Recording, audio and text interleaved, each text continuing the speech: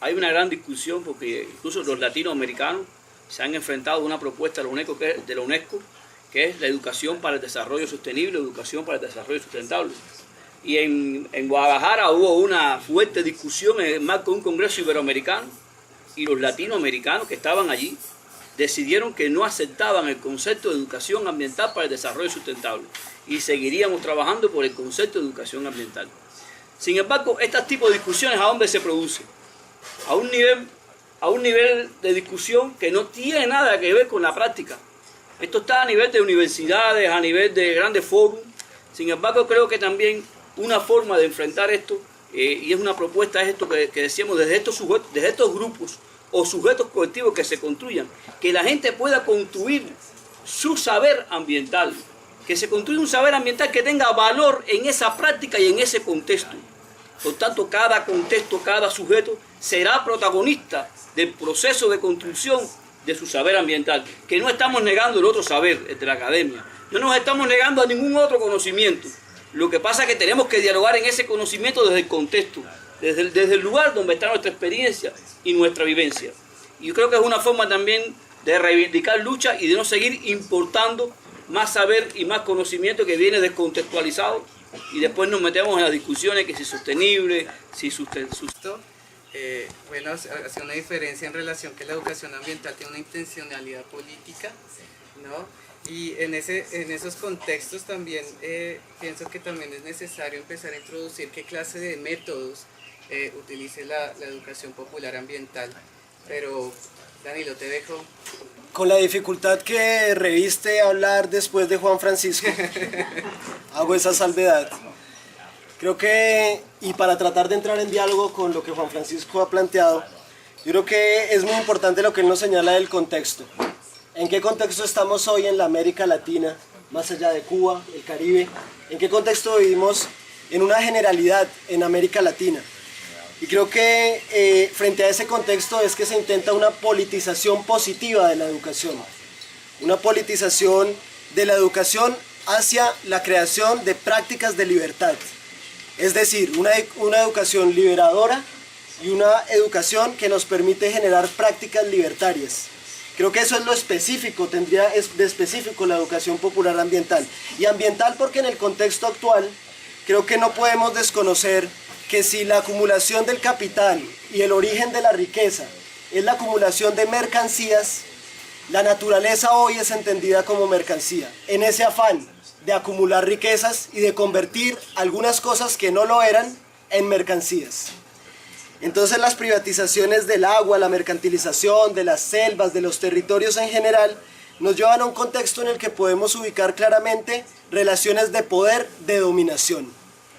Relaciones de poder, de dominación de los seres humanos con la naturaleza para acumular capital a través de bienes comunes que se convierten en mercancía, y relaciones de dominación entre los seres humanos en ese balance de quién tiene acceso o no a la naturaleza y quién puede convertirla o no en capital, capital natural, todo lo que nos están ofreciendo hoy desde los nuevos sistemas de mercado. Y creo que ahí es donde entra lo específico de la educación popular ambiental, primero como un proceso continuo, no un escenario de encuentro para discutir, aprender o desaprender, sino como un proceso continuo en la construcción de la estética de la existencia, que es una propuesta política. Y por otro lado, desde una apuesta estructural, que intenta la organicidad de la lucha. Una organicidad de la lucha que nosotros entendemos hoy claramente como el cambio del sistema. Independientemente del modelo del sistema o de la teoría que haya frente a ese sistema, es un cambio de sistemas donde hay relaciones de poder de dominación de los seres humanos con la naturaleza y de los seres humanos con los seres humanos. Y eso obviamente me lleva al terreno que señala Juan Francisco, y es entonces, ¿cuál es la construcción del sujeto político? ¿Y cuáles son los espacios de articulación del sujeto político? Porque entendemos que esa articulación es una articulación socioambiental en la construcción del sujeto político. Y creo que voy un punto más allá que está implícito en el planteo de Juan Francisco, y es que esa articulación de sujeto político colectivo es para nosotros hoy la construcción de los movimientos sociales, el aporte a la construcción de los movimientos sociales. Y eso sin lugar a duda debe ser un ejercicio de transformación. Entonces, educación popular ambiental como forma de enfrentar las relaciones de poder de dominación en las que el ambiente se convierte hoy en mercancía para acumulación de capital. ¿Cómo vamos a ganar en la correlación de fuerzas entre quienes mercantilizan la naturaleza y quienes pierden garantía, pierden formas de vida, medios de subsistencia frente a esa contradicción del capital trabajo, de las corporaciones frente a los desposeídos, etcétera, etcétera? Con la construcción de sujetos colectivos que tienen la posibilidad de articular hacia afuera, construir movimiento social y emprender un proceso educativo hacia la liberación de los territorios y de los cuerpos. De acuerdo, creo que... ¿Por qué hay tanta pobreza? ¿Por qué hay un acelerado expulsión de nuestros pueblos, de nuestras comunidades campesinas, indígenas? ¿Por qué hay despojo de nuestros bienes naturales? ¿Por qué hay despojo y destrucción de nuestros bosques nativos? ¿Por qué se contaminan nuestras aguas, nuestros alimentos? ¿Por qué estamos enfermos? ¿Por qué desaparecen nuestra fauna, nuestra flora? A punto de desaparecer nuestras culturas. Estas preguntas tienen respuestas. Y estas respuestas es importante abordarlo desde la estructura, de la raíz del problema que causa todos estos efectos. Para nosotros es eso, educación popular ambiental.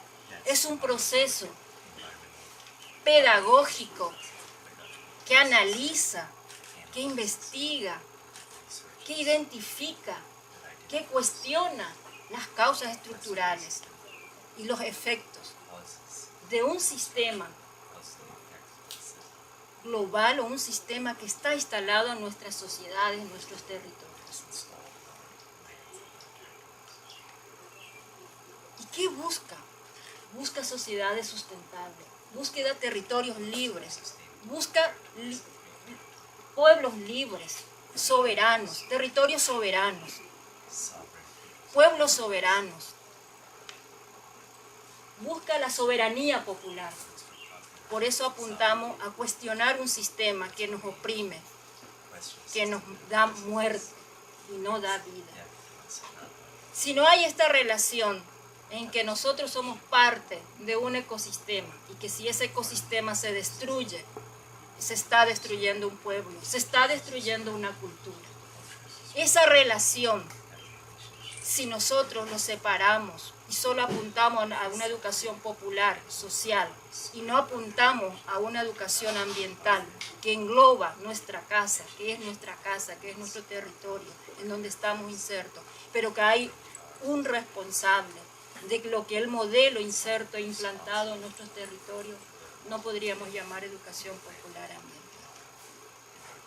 Y las estrategias, muy importante analizarlos para poder justamente llegar a identificar esa causa y caminar un camino hacia lo que realmente queremos llamar territorios soberanos, pueblos soberanos, soberanía popular de nuestros territorios, de nuestros pueblos, de nuestros continentes. Las estrategias para nosotros es muy importante, en donde se puede analizar las herramientas que utilizan este sistema dominador. No podemos solo apuntar al ecosistema, sino hay que mirar lo que hay dentro de todo eso. ¿Qué leyes nos oprimen? ¿Qué economía nos oprime?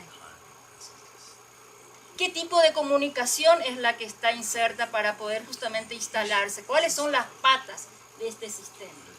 Si la educación popular no identifica esas herramientas para liberarse, es difícil. Por eso hablamos de soberanía territorial, hablamos de soberanía alimentaria, hablamos de soberanía de la comunicación y hablamos de herramientas jurídicas que defiendan el derecho de ser soberano. Yo hasta ahí quiero pasar la respuesta corta. Después de un contexto, si tenemos el contexto, que es lo que creo que también Norma nos implica, ese contexto de muerte, el metabolismo de muerte al que nos lleva el sistema capitalista, la educación popular ambiental creo que contribuye en dos sentidos bien concretos. dando también la salvedad en que no es un asunto teórico, la educación popular ambiental.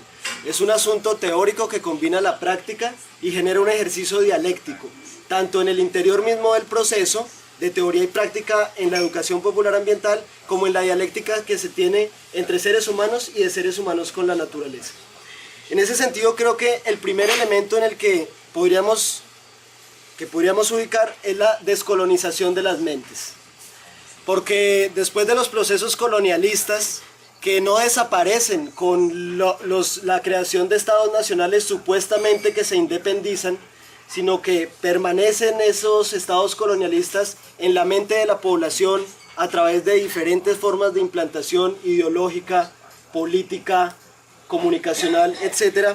Primero tenemos que pensarnos cómo descolonizar nuestras propias mentes. Sin ese proceso es imposible, o estaríamos haciendo simplemente pasos adelante sin esa descolonización del sujeto propio, sin lo que llamaríamos la ecología del sujeto en los términos de Guattari. Y el siguiente punto es, más allá de la descolonización de la mente, que lo entiendo material y espiritual al tiempo, estaría la liberación territorial. Y es cómo logramos, en la articulación de sujetos políticos colectivos, liberar territorios. ¿Liberar territorios de qué? De transgénicos. Liberar territorios de represas. Liberar territorios de minería a cielo abierto que destruyen posibilidades de acceso al agua y de formas culturales y medios de subsistencia. Y esa liberación de los territorios, entonces, creemos nosotros, o creo yo, que es una posibilidad de materializar los principios de una educación liberadora. De acuerdo.